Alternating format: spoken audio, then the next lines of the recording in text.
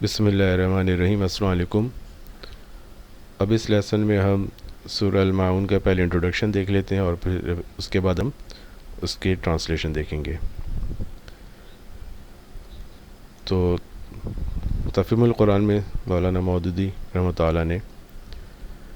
اس کا جو زمانہ نزول ہے وہ یہ بتایا ہے کہ ابن مردویہ نے ابن عباس اور ابن زبیر کا قول نقل کیا ہے کہ یہ سورہ مکی ہے، اور یہی قول عطا اور جابر کا بھی ہے، لیکن ابو حیان نے البحر المحیط میں ابن عباس اور قتادہ اور ضحاک کا یہ قول نقل کیا ہے کہ یہ مدینہ میں نازل ہوئی۔ ہمارے نزدیک خود اس سورہ کے اندر ایک داخلی شہادت ایسی موجود ہے جو اس کے مدنی ہونے پر دلالت کرتی ہے، اور وہ یہ ہے کہ اس میں ان نماز پڑھنے والوں کو تباہی کی وعید سنائی گئی ہے جو اپنی نمازوں سے غفلت برتتے اور دکھاوے کے لیے نماز پڑھتے ہیں۔ منافقین کی قسم مدینہ میں ہی پائی جاتی تھی، کیونکہ وہیں اسلام اور اہل اسلام کو یہ قوت حاصل ہوئی تھی کہ وہ بہت سے لوگوں کو مصلحتاً ایمان لانا پڑا تھا اور وہ مجبوراً مسجد میں آتے تھے، جماعت میں شریک ہوتے تھے اور دکھاوے کی نمازیں پڑھتے تھے تاکہ انہیں مسلمانوں میں شمار کیا جائے۔ اس کے برعکس مکے میں ایسی حالات سرے سے موجود ہی نہ تھے کہ وہاں کسی کو دکھاوے کی نماز پڑھنی پڑتی۔ وہاں تو اہل ایمان کے لیے نماز با جماعت کا اہتمام بھی مشکل تھا، ان کو چھپ چھپ کر نماز پڑھنی پڑتی تھی، اور کوئی اعلانیہ پڑھتا تھا تو جان پر کھیل کر پڑھتا تھا۔ منافقین کی جو قسم وہاں پائی جاتی تھی وہ ریاکارانہ ایمان لانے اور دکھاوے کی نمازیں پڑھنے والوں کی نہیں، بلکہ ان لوگوں کی تھی جو رسول اللہ صلی اللہ علیہ وسلم کے برسر حق ہونے کو جان اور مان گئے تھے، مگر ان میں سے کوئی اپنی ریاست و وجاہت اور مشیت کو برقرار رکھنے کی خاطر اسلام قبول کرنے سے گریز کر رہا تھا، اور کوئی یہ خطرہ مول لینے کے لیے تیار نہ تھا کہ مسلمان ہو کر ان مصائب میں مبتلا ہو جائے جن میں وہ ایمان لانے والوں کو اپنی آنکھوں کے سامنے مبتلا ہوتے دیکھ رہے تھے۔ اس کا موضوع یہ بتانا ہے کہ آخرت پر ایمان نہ لانا انسان کے اندر کس قسم کے اخلاق پیدا کرتا ہے۔ آیت 2 اور 3 میں ان کفار کی حالت بیان کی گئی جو اعلانیہ آخرت کو جھٹلاتے ہیں، اور آخری 4 آیتوں میں ان منافقین کا حال بیان کیا گیا ہے جو بظاہر مسلمان ہیں مگر دل میں آخرت اور اس کی جزا و سزا اور اس کے ثواب و عقاب کا کوئی تصور نہیں رکھتے۔ مجموعی طور پر دونوں قسم کے گروہوں کے طرز عمل کو بیان کرنے سے مقصود یہ حقیقت لوگوں کے ذہن نشین کرنا ہے کہ انسان کے اندر ایک مضبوط اور مستحکم پاکیزہ کردار عقیدہ آخرت کے بغیر پیدا نہیں ہو سکتا۔ اب ہم معارف القرآن میں دیکھتے ہیں۔ اس سورہ میں کفار و منافقین کے بعض افعال قبیحہ مذمومہ کا ذکر اور ان پر جہنم کی وعید ہے۔ یہ افعال اگر کسی مومن سے سرزد ہوں جو تکذیب نہیں کرتا، وہ بھی اگرچہ شرعاً مذموم اور سخت گناہ ہے، مگر وعید مذکورہ ان پر نہیں ہے، یعنی کہ جو وعید اس میں ذکر ہوئی ہے، جو آئی ہے ان آیات میں، وہ اس پر لاگو نہیں ہوتی۔ اسی لیے ان افعال و اعمال سے پہلے ذکر اس شخص کا فرمایا ہے جو دین و قیامت کا منکر ہے، یعنی کہ انکار کرتا ہے، اس کی تکذیب کرتا ہے، یعنی کہ اس سے انکار کرتا ہے، اس کو جھٹلاتا ہے۔ اس میں اشارہ اس طرف ضرور ہے کہ یہ اعمال جن کا ذکر آگے آ رہا ہے مومن کی شان سے بعید ہیں، یعنی کہ مومن کی شان نہیں کہ وہ ایسے اعمال کرے جن کا ذکر ان آیات میں ہے، وہ کوئی منکر کافر ہی کر سکتا ہے۔ وہ اعمال قبیحہ جن کا اس جگہ ذکر اس صورت میں فرمایا یہ ہیں: یتیم کے ساتھ بدسلوکی، اس کی توہین، مسکین محتاج کو باوجود قدرت کے کھانا نہ دینا اور دوسروں کو اس کی ترغیب نہ دینا، نماز پڑھنے میں ریاکاری کرنا، زکوٰۃ ادا نہ کرنا۔ یہ سب افعال اپنی ذات میں بھی بہت مذموم اور سخت گناہ ہیں، اور جب کفر و تکذیب کے نتیجے میں یہ افعال سرزد ہوں تو ان کا وبال دائمی جہنم ہے، جیسا کہ سورہ میں اس کو ویل کے الفاظ سے بیان فرمایا ہے۔ اب ہم سورہ الماعون کی آیت کا ترجمہ دیکھتے ہیں۔ اعوذ باللہ من الشیطان الرجیم، بسم اللہ الرحمن الرحیم۔ ارأیت الذی یکذب بالدین، کیا، رأیت تو نے دیکھا، رأیت کیا تو نے دیکھا، الذی وہ جو، یکذب جھٹلاتا ہے، بالدین دین کو، یعنی کہ روز جزا و سزا کو، تو آپ کو یاد ہوگا ہم نے پچھلے کچھ آیات کا جب ترجمہ کرے تو ادھر بھی دین کا آیا تھا، تو وہاں پر ہم نے جب تفسیر کی بات کی تو وہاں پہ کہا تھا کہ بعض مفسرین نے وہاں پہ دین سے مراد مذہب کو لیا، اور وہاں بعض مفسرین نے اسے وہاں پہ دین سے مراد روزے جزا و سزا کو لیا. فَذَلِكَ الَّذِي يَدُعُّ الْيَتِيمَ، تو دین، ذالک یہی ہے، الذی وہ جو، یدعو وہ بلاتا، وہ دھکے دیتا ہے، یدعو وہ دھکا دیتا ہے، الیتیم، یتیم اردو میں بھی استعمال ہوتا ہے، اورفن، یہی وہ ہے جو دھکے دیتا ہے یتیم کو، ولا و اور لا نہیں، یحض رغبت دلاتا ہے، وہ رغبت دلاتا ہے، علی طعام، علی پر، طعام کھانا، مسکین اردو میں بھی استعمال ہوتا ہے، مسکین انسان یعنی کہ جو کمزور ہو، جس کے پاس پروویژنز موجود نہ ہو لائف کے لیے. فویل للمصلین، تو پس، ویل خرابی، لل کے لیے، کس کے لیے؟ مصلین، نمازیوں کے لیے. اب ظاہر سی بات ہے یہاں پر یہ ہر نمازی کی بات نہیں ہو رہی بلکہ کچھ خاص قسم کے نمازیوں کی بات ہو رہی ہے. وہ کون ہے؟ وہ اگلی آیت میں موجود ہے. الذین، وہ جو، یعنی کہ پلورل میں وہ لوگ یا وہ جو، ہم وہ، پلورل میں ہم، عن صلاتہم ساہون، اپنی نمازوں سے غافل، عن متعلق یا سے، صلاتہم اپنی نماز، ساہون غافل. الذین وہ لوگ، ہم یراؤون وہ لوگ جو دکھاوا کرتے ہیں، یعنی وہ جو کہ دکھاوا کرتے ہیں. وَيَمْنَعُونَ اور وہ روکتے ہیں یا نہیں دیتے ہیں، الماعون عام ضرورت کی چیز. اب پہلے ہم تفہیم القرآن میں اس کی تفصیل دیکھتے ہیں. تم نے دیکھا کا خطاب بظاہر نبی صلی اللہ علیہ وسلم سے ہے، مگر قرآن کا انداز بیاں یہ ہے کہ ایسے مواقع پر وہ عموماً ہر صاحب عقل اور سوچنے سمجھنے والے شخص کو مخاطب کرتا ہے. اور دیکھنے کا مطلب آنکھوں سے دیکھنا بھی ہے، کیونکہ آگے لوگوں کا جو حال بیان کیا گیا ہے وہ ہر دیکھنے والا اپنی آنکھوں سے دیکھ سکتا ہے، اور اس کا مطلب جاننا، سمجھنا اور غور کرنا بھی ہے. عربی کی طرح اردو میں بھی یہ دیکھنے کا لفظ اس دوسرے معنی میں استعمال ہوتا ہے. مثلا ہم کہتے ہیں کہ میں دیکھ رہا ہوں، مطلب یہ ہوتا ہے کہ میں جانتا ہوں یا مجھے خبر ہے. یا مثلا ہم کہتے ہیں کہ ذرا یہ بھی تو دیکھو، اور مطلب یہ ہوتا ہے کہ ذرا اس بات پر بھی غور کرو. بس اگر لفظ ارأیت کو اس دوسرے معنی میں لیا جائے تو یہ آیت کا مطلب یہ ہوگا، جانتے ہو وہ کیسا شخص ہے جو جزا و سزا کو جھٹلاتا ہے، یا تم نے غور کیا اس شخص کے حال پر جو جزائے اعمال کی تکذیب کرتا ہے. اصل میں یکذبو بالدین فرمایا گیا ہے. الدین کا لفظ قرآن کی اصطلاح میں آخرت کے جزائے اعمال کے لیے بھی استعمال ہوتا ہے اور دین اسلام کے لیے بھی، لیکن جو مضمون آگے بیان ہوا ہے اس کے ساتھ پہلے معنی ہی زیادہ مناسبت رکھتے ہیں، اگرچہ دوسرے معنی بھی سلسلہ کلام سے غیر مطابق نہیں. ابن عباس رسالہ نے دوسرے معنی کو ترجیح دی اور اکثر مفسرین پہلے معنی کو ترجیح دیتے ہیں. اگر پہلے معنی لیے جائیں تو پوری صورت کے مضمون کا مطلب یہ ہوگا کہ آخرت کے انکار کا عقیدہ انسان میں یہ سیرت و کردار پیدا کرتا ہے، اور دوسرے معنی لیے جائیں تو پوری صورت کا مدعا دین اسلام کی اخلاقی اہمیت واضح کرنا قرار پائے گا. یعنی کلام کا مقصد یہ ہوگا کہ اسلام اس کے برعکس سیرت و کردار پیدا کرنا چاہتا ہے جو اس دین کا انکار کرنے والوں میں پائی جاتی ہے. انداز کلام سے محسوس ہوتا ہے کہ یہاں اس سوال سے بات کا آغاز کرنے کا مقصد یہ پوچھنا نہیں ہے کہ تم نے شخص کو دیکھا ہے یا نہیں، بلکہ سامع کو اس بات پہ غور کرنے کی دعوت دینا ہے کہ آخرت کی جزا و سزا کا انکار آدمی میں کس قسم کا کردار پیدا کرتا ہے، اور اسے یہ جاننے کا خواہشمند بنانا ہے کہ اس عقیدے کو جھٹلانے والے کیسے لوگ ہوتے ہیں، تاکہ وہ ایمان بالآخرہ کی اخلاقی اہمیت کو سمجھنے کی کوشش کرے. اصل میں فذالک الذی فرمایا گیا ہے اس فقرے میں ایک پورے جملے کا مفہوم ادا کرتا ہے۔ اس کے معنی ہے کہ اگر تم نہیں جانتے ہو تو تمہیں معلوم ہے کہ وہی تو ہے جو، یا پھر اس معنی میں کہ آپ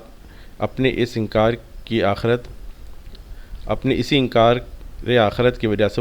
وہ ایسا شخص ہے۔ اصل میں یدعو الیتیم کا فقرہ استعمال ہوا ہے جس کے معنی ہیں، ایک یہ کہ وہ یتیم کا حق مار کھاتا ہے اور اس کے باپ کی چھوڑی ہوئی میراث سے بے دخل کر کے اسے دھکے مار کر نکال دیتا ہے۔ دوسرا یہ کہ یتیم اگر اس سے مدد مانگنے آتا ہے تو رحم کھانے کی بجائے اسے دھتکار دیتا ہے، اور پھر بھی اگر وہ اپنی پریشان حالی کی بنا پر رحم کی امید لیے ہوئے کھڑا ہو تو اسے دھکے دے کر دفع کر دیتا ہے۔ تیسرے یہ کہ وہ یتیم پر ظلم ڈھاتا ہے، مثلا اس کے گھر میں اگر اس کا اپنا ہی کوئی رشتہ دار یتیم ہو تو اس کے نصیب میں سارے گھر کی خدمتگاری کرنے اور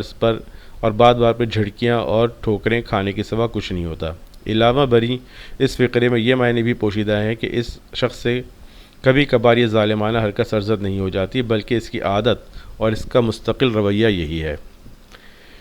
اسے یہ احساس ہی نہیں کہ یہ کوئی برا کام ہے جو وہ کر رہا ہے، بلکہ وہ بڑے اطمینان کے ساتھ یہ روش اختیار کیے رکھتا ہے اور سمجھتا ہے کہ یتیم ایک بے بس اور بے یار و مددگار مخلوق ہے، اس لیے کوئی حرج نہیں کہ اگر اس کا حق مار کھایا جائے یا اسے ظلم و ستم کا تختہ مشق بنا کر رکھا جائے، یا وہ مدد مانگنے کے لیے آئے تو اسے دھتکار دیا جائے۔ اس سلسلے میں بڑا عجیب واقعہ قاضی ابو الحسن نے اپنی کتاب اعلام نبوہ میں لکھا ہے۔ ابو جہل ایک یتیم کا وصی تھا۔ وہ بچہ ایک روز اس حالت میں اس کے پاس آیا کہ اس کے بدن پر کپڑے تک نہ تھے، اور اس نے التجا کی کہ اس کے باپ کے چھوڑے ہوئے مال میں سے وہ اسے کچھ دے دے، مگر اس ظالم نے اس کی طرف توجہ نہ کی اور کھڑے کھڑے آخرکار مایوس ہو کر پلٹ گیا۔ قریش کے سرداروں نے عذرائے شرارت اس سے کہا، محمد صلی اللہ علیہ وسلم کے پاس جا کر شکایت کر، وہ ابو جہل سے سفارش کر کے تجھے تیرا مال دلوا دیں گے۔ بچہ بیچارہ ناواقف تھا کہ ابو جہل کا حضور صلی اللہ علیہ وسلم سے کیا تعلق ہے اور یہ بدبخت اسے کس غرض کے لیے یہ مشورہ دے رہے ہیں۔ وہ سیدھا حضور صلی اللہ علیہ وسلم کے پاس پہنچا اور اپنا حال آپ سے بیان کیا۔ آپ صلی اللہ علیہ وسلم نے اسی وقت اٹھ کھڑے ہوئے اور اسے ساتھ لے کر اپنے بدترین دشمن ابو جہل کے ہاں تشریف لے گئے۔ آپ صلی اللہ علیہ وسلم کو دیکھ کر اس نے آپ صلی اللہ علیہ وسلم کا استقبال کیا، اور جب آپ صلی اللہ علیہ وسلم نے فرمایا کہ اس بچے کا حق اس سے دے دو تو وہ فوراً مان گیا اور اس کا مال لا کر اسے دے دیا۔ قریش کے سردار طاق میں لگے ہوئے تھے کہ دیکھیں ان دونوں کے درمیان کیا معاملہ پیش آتا ہے۔ وہ کسی مزیدار جھڑپ کی امید کر رہے تھے، مگر جب انہوں نے یہ معاملہ دیکھا تو حیران ہو کر ابو جہل کے پاس آئے اور اسے طعنہ دیا کہ تم بھی اپنا دین چھوڑ گئے۔ اس نے کہا، خدا کی قسم میں نے اپنا دین نہیں چھوڑا، مگر مجھے ایسا محسوس ہوا کہ محمد صلی اللہ علیہ وسلم کے دائیں اور بائیں ایک حربہ ہے جو میرے اندر گھس جائے گا اگر میں ذرا بھی ان کی مرضی کے خلاف حرکت کی۔ اس واقعے سے نہ صرف یہ معلوم ہوتا ہے کہ اس زمانے میں عرب کے سب سے زیادہ ترقی یافتہ اور معزز قبیلے تک کے بڑے بڑے سرداروں کا یتیموں اور بے یار و مددگار لوگوں کے ساتھ کیا سلوک تھا، اور یہ بھی معلوم ہوتا ہے کہ رسول اللہ صلی اللہ علیہ وسلم کس بلند اخلاق کے مالک تھے، اور آپ صلی اللہ علیہ وسلم کے اس اخلاق کا آپ صلی اللہ علیہ وسلم کے بدترین دشمنوں تک پر کیا روپ تھا۔ اطعام المسکین نہیں بلکہ طعام المسکین کے الفاظ استعمال کیے گئے ہیں۔ اگر اطعام المسکین کہا گیا ہوتا تو معنی یہ ہوتا کہ وہ مسکین کو کھانا کھلانے پر نہیں اکساتا۔ طعام المسکین کے معنی ہے کہ وہ مسکین کا کھانا دینے پر نہیں اکساتا، بالفاظ دیگر جو کھانا مسکین کو دیا جاتا ہے وہ دینے والے کا کھانا نہیں بلکہ اسی مسکین کا کھانا ہے، وہ اس کا حق ہے جو دینے والے پر عائد ہوتا ہے، اور دینے والا کوئی بخشش نہیں دے رہا ہے بلکہ اس کا حق ادا کر رہا ہے۔ یہی بات ہے جو سورہ الذاریات آیت نمبر 19 میں فرمائی گئی ہے کہ اور ان کے مالوں میں سائل اور محروم کا حق ہے۔ لا یحض کا مطلب یہ ہے کہ وہ شخص اپنے نفس کو بھی اس کام پر آمادہ نہیں کرتا، اپنے گھر والوں کو بھی یہ نہیں کہتا کہ مسکین کا کھانا دیا کریں، اور دوسرے لوگوں کو بھی اس بات پر نہیں اکساتا کہ معاشرے میں جو غریب و محتاج لوگ بھوکے مر رہے ہیں وہ ان کے حقوق پہنچیں اور ان کی بھوک مٹانے کے لیے کچھ کریں۔ یہاں اللہ تعالیٰ نے صرف دو نمایاں ترین مثالیں دے کر دراصل یہ بتایا کہ انکار آخرت لوگوں میں کس قسم کی اخلاقی برائیاں پیدا کرتا ہے۔ اصل مقصود ان دونوں ہی باتوں پر گرفت کرنا نہیں ہے بلکہ آخرت کو نہ ماننے سے بس یہ دو خرابیاں پیدا ہوتی ہیں کہ لوگ یتیموں کو دھتکارتے ہیں اور مسکینوں کا کھانا دینے پر نہیں اکساتے، بلکہ جو بے شمار خرابیاں اس گمراہی کے نتیجے میں رونما ہوتی ہیں، ان میں سے دو ایسی چیزیں بطور نمونہ پیش کی گئی ہیں جن کو ہر شریف الطبع اور سلیم الفطرت انسان مانے گا کہ وہ نہایت قبیح اخلاقی رذائل ہیں۔ اس کے ساتھ یہ بات بھی ذہن نشی کرنی مقصود ہے کہ اگر یہی شخص خدا کے حضور اپنی حاضری اور جواب دہی کا قائل ہوتا تو اس سے ایسی کمینہ حرکتیں سرزد نہ ہوتیں کہ یتیم کا حق مارے، اس پر ظلم ڈھائے، اس کو دھتکارے اور مسکین کو نہ خود کھانا کھلائے نہ کسی سے یہ کہے کہ اس کا کھانا اس کو دو۔ آخرت کا یقین رکھنے والوں کے اوصاف تو وہ ہیں جو سورہ عصر اور سورہ بلد میں بیان کیے گئے ہیں۔ فویل للمصلین کے الفاظ استعمال کیے گئے ہیں، یا اس معنی میں ہے کہ کھلے کھلے منکرین آخرت کا حال تو یہ تھا کہ جو ابھی تم نے سنا، اب ذرا ان منافقوں کا حال بھی دیکھو جو نماز پڑھنے والے گروہ یعنی مسلمانوں میں شامل ہیں۔ وہ چونکہ بظاہر مسلمان ہونے کے باوجود آخرت کو جھوٹ سمجھتے ہیں، اس لیے ذرا دیکھو کہ وہ اپنے لیے کس تباہی کا سامان کر رہے ہیں۔ مصلین کے معنی تو نماز پڑھنے والوں کے ہیں، لیکن جس سلسلہ کلام میں یہ لفظ استعمال ہوا ہے اور آگے ان لوگوں کی جو صفات بیان کی ہیں ان کے لحاظ سے اس لفظ کے معنی در حقیقت نمازی ہونے کے نہیں بلکہ اہل صلاۃ یعنی مسلمانوں کے گروہ میں شامل ہونے کے ہیں۔ فی صلاتہم ساہون نہیں کہا گیا بلکہ عن صلاتہم ساہون کہا گیا۔ اگر فی صلاتہم ساہون کے الفاظ استعمال ہوتے تو مطلب یہ ہوتا کہ وہ اپنی نماز میں بھولتے ہیں، لیکن نماز پڑھتے پڑھتے کچھ بھول جانا شریعت میں نفاق تو درکنار گناہ بھی نہیں ہے، بلکہ سرے سے کوئی عیب یا قابل گرفت بات تک نہیں ہے۔ خود نبی صلی اللہ علیہ وسلم کو بھی کسی وقت نماز میں بھول لاحق ہوئی اور حضور صلی اللہ علیہ وسلم نے اس کی تلافی کے لیے سجدہ سہو کا طریقہ مقرر فرمایا۔ اس کے برعکس عن صلاتہم ساہون کے معنی یہ ہیں کہ وہ اپنی نماز سے غافل ہے، اور نماز پڑھی تو اور نہ پڑھی تو دونوں ان کی نگاہ میں کوئی اہمیت نہیں، کبھی پڑھتے ہیں اور کبھی نہیں پڑھتے ہیں تو اس طرح نماز کے وقت کو ٹالتے رہتے ہیں، اور جب وہ بالکل ختم ہونے کے قریب ہوتا ہے تو اٹھ کر 4 ٹھونگے مار لیتے ہیں، یا نماز کے لیے اٹھتے ہیں تو بے دلی کے ساتھ اٹھتے ہیں اور با دل نخواستہ پڑھ لیتے ہیں جیسے کوئی مصیبت ہے جو ان پر نازل ہو گئی ہے۔ کپڑوں سے کھیلتے ہیں، جمائیاں لیتے ہیں، خدا کی یاد کا کوئی شائبہ تک ان کے اندر نہیں ہوتا۔ پوری نماز میں نہ ان کو یہ احساس ہوتا ہے کہ وہ نماز پڑھ رہے ہیں اور نہ یہ خیال رہتا ہے کہ انہوں نے کیا پڑھا ہے۔ پڑھ رہے ہوتے ہیں نماز اور دل کہیں اور پڑا رہتا ہے، مار اس طرح پڑھتے ہیں کہ نہ قیام ٹھیک ہوتا ہے، نہ رکوع نہ سجود، بس کسی نہ کسی طرح نماز کی سی شکل بنا کر جلدی سے جلدی فارغ ہو جانے کی کوشش کرتے ہیں۔ اور بہت سے لوگ تو ایسے ہیں کہ کسی جگہ پھنس گئے تو نماز پڑھ لی، ورنہ اس عبادت کا کوئی مقام ان کی زندگی میں نہیں ہوتا۔ نماز کا وقت آتا ہے تو انہیں محسوس تک نہیں ہوتا کہ نماز کا وقت ہے۔ مؤذن کی آواز کان میں آتی ہے تو انہیں یہ خیال تک نہیں آتا کہ یہ کیا پکار رہا ہے، کس کو پکار رہا ہے اور کس لیے پکار رہا ہے۔ یہی آخرت پر ایمان نہ ہونے کی علامات ہیں، کیونکہ دراصل اسلام کے مدعیوں کا یہ طرز عمل اس وجہ سے ہوتا ہے کہ وہ نہ نماز پڑھنے پر کسی جزا کے قائل ہیں اور نہ انہیں اس بات کا یقین ہے کہ اس کے نہ پڑھنے پر کوئی سزا ملے گی۔ اسی بنا پر حضرت انس رضی اللہ عنہ اور عطا بن دینار کہتے ہیں کہ خدا کا شکر ہے اس نے فی صلاتہم ساہون نہیں بلکہ عن صلاتہم ساہون فرمایا، یعنی ہم نماز میں بھولتے تو ضرور ہیں مگر نماز سے غافل نہیں ہیں، اسی لیے ہمارا شمار منافقوں میں نہیں ہوگا۔ قرآن مجید میں منافقین کی اسی کیفیت کی دوسری جگہ یوں بیان کیا گیا ہے کہ وہ نماز کے لیے نہیں آتے مگر کسمساتے ہوئے، اور اللہ کی راہ میں خرچ نہیں کرتے مگر بادل ناخواستہ۔ سورہ توبہ کی آیت نمبر 54۔ رسول اللہ صلی اللہ علیہ وآلہ وسلم فرماتے ہیں یہ منافق کی نماز ہے، یہ منافق کی نماز ہے، یہ منافق کی نماز ہے۔ عصر کے وقت بیٹھا سورج کو دیکھتا رہتا ہے یہاں تک کہ جب وہ شیطان کے دونوں سینگوں کے درمیان پہنچ جاتا ہے تو اٹھ کر 4 ٹھونگے مار لیتا ہے اور جن میں اللہ کو کم ہی یاد کرتا ہے۔ حضرت سعد بن ابی وقاص سے ان کے صاحبزادے مصعب بن سعد روایت کرتے ہیں کہ میں نے رسول اللہ صلی اللہ علیہ وسلم سے ان لوگوں کے بارے میں پوچھا تو جو نماز سے غفلت برتتے ہیں۔ آپ صلی اللہ علیہ وسلم نے فرمایا یہ وہ لوگ ہیں جو نماز کو اس کا وقت ٹال کر پڑھتے ہیں۔ حضرت مصعب کی دوسری روایت یہ ہے کہ انہوں نے اپنے والد ماجد سے پوچھا کہ اس آیت پر آپ نے غور فرمایا، کیا اس کا مطلب نماز کو چھوڑ دینا ہے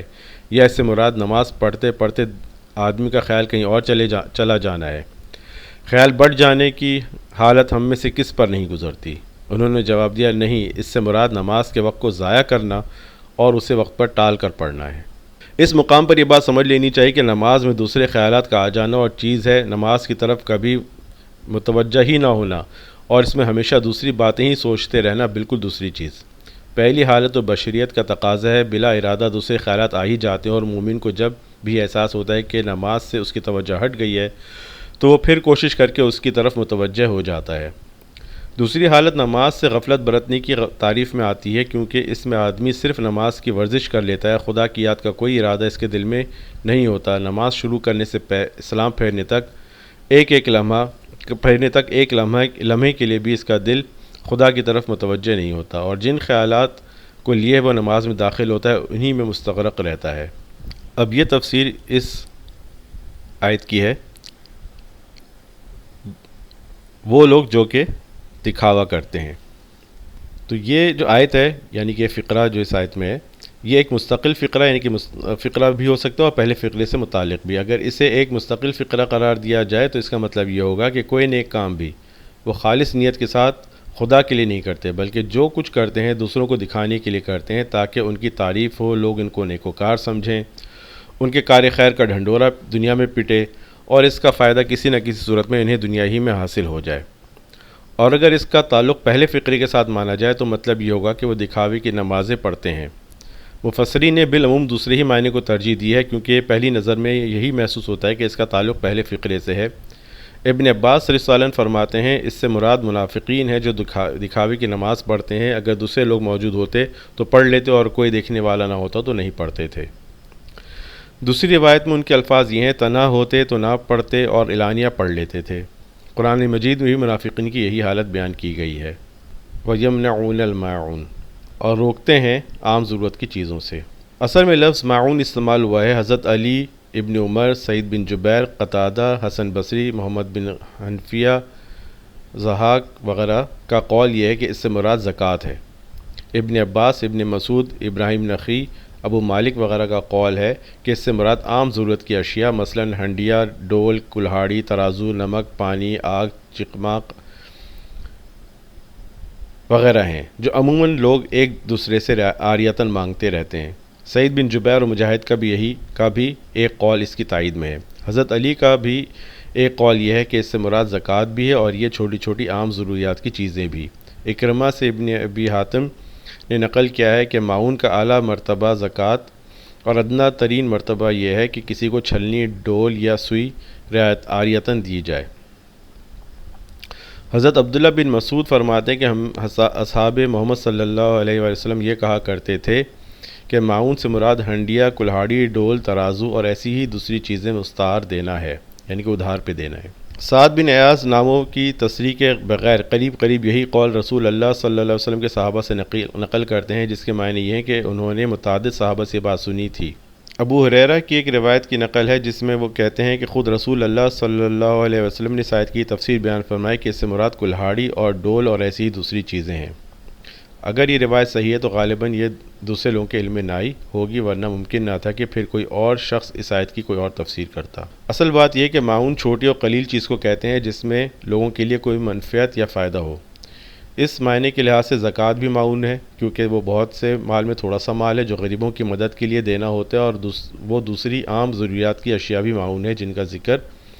حضرت عبداللہ بن مسعود رضی اللہ عنہ اور ان کے ہم خیال حضرات نے کیا۔ اکثر مفسرین کا خیال یہ ہے کہ معون کا اطلاق ان تمام چھوٹی چھوٹی چیزوں پر ہوتا ہے جو عادتاً ہمسائے کے ایک دوسرے سے مانگتے رہتے ہیں۔ ان کا مانگنا کوئی ذلت کی بات نہیں ہوتا، کیونکہ غریب اور امیر سبھی کو کسی نہ کسی وقت ان کی ضرورت پیش آتی رہتی ہے۔ البتہ ایسی چیزوں کو دینے سے بخل برتنا اخلاقاً ایک ذلیل حرکت سمجھا جاتا ہے۔ عموماً ایسی چیزیں بجائے خود باقی رہتی ہیں اور ہمسایہ ان سے کام لے کر انہیں جوں کا تو واپس کر دیتا ہے۔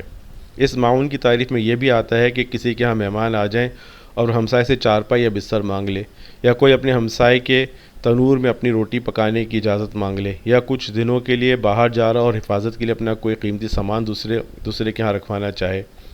بس آیت کا مقصود یہ بتانا ہے کہ آخرت کا انکار آدمی کو اتنا تنگ دل بنا دیتا ہے کہ وہ دوسروں کے لیے کوئی معمولی اظہار کرنے کے لیے بھی تیار نہیں ہوتا۔ اب تفسیر ابن کثیر میں اس کی تھوڑی سی تفصیل دیکھ لیتے ہیں۔ حضرت ابن عباس رضی اللہ عنہ سے مروی ہے کہ نبی کریم صلی اللہ علیہ وآلہ وسلم نے ارشاد فرمایا، ویل جہنم میں ایک وادی ہے جس سے آتش جہنم بھی دن میں 4 مرتبہ پناہ مانگتی ہے۔ یہ وادی اس امت کے ریاکار علماء اور دکھلاوا کا سجدہ کرنے والوں، ریاکاری کے طور پہ حج بیت اللہ اور جہاد کرنے والوں کے لیے تیار کی گئی ہے۔ نبی کریم صلی اللہ علیہ وسلم نے ارشاد فرمایا، جو شخص لوگوں کے سامنے اپنے نیک عمل سناتا ہے، اللہ تعالیٰ اسے اس کی سزا دیتا ہے کہ لوگوں کے سامنے اسے ذلیل و رسوا کر دیتا ہے۔ اسی آیت کی تفسیر کے بارے میں یہ بھی مسئلہ ہے کہ جس نے کوئی عمل خالصتاً اللہ کی رضا کے لیے کیا، پھر لوگوں کو اس کا علم ہو گیا، اس سے اسے خوشی محسوس ہوئی، تو اس کا یہ عمل ریاکاری میں شمار نہیں ہوگا۔ ابن جریر رحمۃ اللہ علیہ حضرت ابو ہریرہ سے روایت کرتے ہیں، فرماتے ہیں کہ بعض اوقات میں نماز پڑھ رہا ہوتا ہوں، اگر اسی دوران میرے پاس کوئی شخص آ جائے تو یہ مجھے اچھا لگتا ہے۔ میں نے اس کا ذکر حضور صلی اللہ علیہ وسلم سے کیا، فرمایا تیرے نامہ اعمال میں 2 اجر لکھے جائیں گے، ایک اجر پوشیدہ نماز پڑھنے کا اور ایک اعلانیہ۔ اس حدیث کو حافظ ابو الیعلا نے اپنی مسند میں ذکر کیا ہے، اور اسی روایت میں یہ الفاظ ہیں کہ کسی شخص نے حضور صلی اللہ علیہ وسلم سے مسئلہ پوچھا تو آپ نے یہی جواب دیا۔ حضرت ابو برزہ فرماتے ہیں جب یہ آیت کریمہ نازل ہوئی تو رسول اللہ صلی اللہ علیہ وسلم نے فرمایا اللہ اکبر، یہ تمہارے لیے اس سے بہتر ہے کہ تم میں سے ہر شخص کو پوری دنیا عطا کر دی جائے۔ اس سے مراد وہ شخص ہے جو اگر نماز پڑھے تو اسے اپنی نماز کے ثواب کی امید نہ ہو، اور اگر نماز نہ پڑھے تو اس کے دل میں خدا کا خوف نہ ہو۔ حضرت سعد بن ابی وقاص فرماتے ہیں کہ میں نے رسول اللہ صلی اللہ علیہ وسلم سے آیت کریمہ الذین هم عن صلاتهم ساہون کے بارے میں پوچھا، آپ نے فرمایا اس سے وہ لوگ مراد ہیں جو نماز کو اپنے وقت سے مؤخر کرتے ہیں۔ اس کا معنی یہ بھی ہو سکتا ہے کہ نماز بالکل پڑھتے ہی نہیں، اور یہ بھی احتمال ہے کہ شرعی وقت کے بعد پڑھتے ہوں، اور یہ ممکن ہے کہ اسے آخری وقت میں پڑھتے ہوں۔ محمد بن کعب فرماتے ہیں معاون سے مراد نیکی ہے، یعنی یہ لوگ دوسروں کو نیکی کرنے سے روکتے ہیں، اسی لیے حدیث پاک میں کہ ہر نیکی صدقہ ہے۔ زہری رحمۃ اللہ فرماتے ہیں لغت قریش میں معاون مال کو کہتے ہیں۔ حضرت قرہ سے مروی ہے کہ ہم قبیلہ نمیر کے وفد کے ساتھ حضور صلی اللہ علیہ وسلم کی خدمت میں حاضر ہوئے۔ ہم نے عرض کی یا رسول اللہ ہمارے لیے کوئی خاص حکم فرمائے، تو آپ نے فرمایا معاون سے منع نہ کرو۔ ہم نے عرض کی یا رسول اللہ صلی اللہ علیہ وآلہ وسلم معاون کیا ہے؟ آپ صلی اللہ علیہ وآلہ وسلم نے فرمایا پتھر، لوہا اور پانی۔ ہم نے عرض کی اس سے کون سا لوہا مراد ہے؟ فرمایا کلہاڑے کا لوہا جسے تم استعمال کرتے ہو۔ عرض کی پتھر سے کیا مراد ہے؟ فرمایا اس سے پتھر کی ہنڈیاں مراد ہے۔ اس کی سند انتہائی غریب ہے، اسے مرفوع قرار دینا صحیح نہیں ہے، اس کی اسناد میں بعض راوی مجہول ہیں۔